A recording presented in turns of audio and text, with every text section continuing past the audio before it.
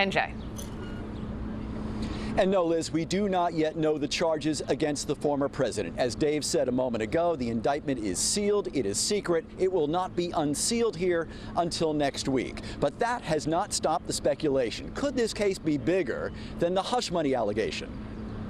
His own attorney admitted today that Donald Trump was stunned after the phone call to his estate in Palm Beach with word of the indictment. It was shocked because this actually is coming to fruition. Speaking on GMA, Joe Tacopina said the former president is prepared to surrender and travel to New York City.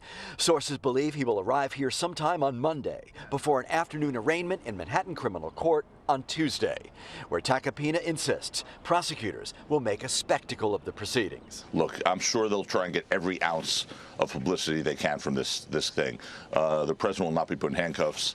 As far as the mugshot's concerned, perp walk, I mean, you know, as I said, I'm sure they'll try to make sure they get some, you know, joy out of this by parading him. Will we be hearing from you today? Manhattan DA Alvin Bragg was at his office before 8 o'clock this morning and refused to answer questions from reporters after attending an unrelated proceeding with his security detail. At least 12 members of the grand jury voted to indict Trump, but the charges will not be known until the indictment is unsealed when the former president is arraigned. His legal team believes the charges pertain to the so-called hush money payment made to porn star Stormy Daniels and the alleged attempt to cover it up.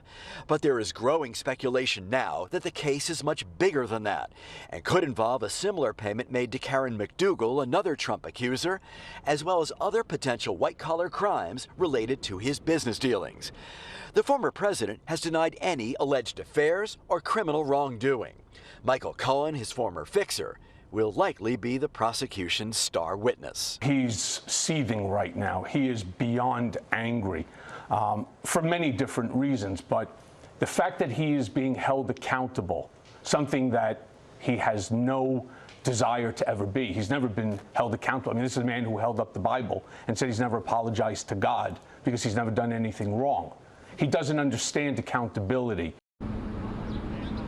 Again, the former president expected to arrive in New York City next week to face a judge and the charges in court here on Tuesday. We're live in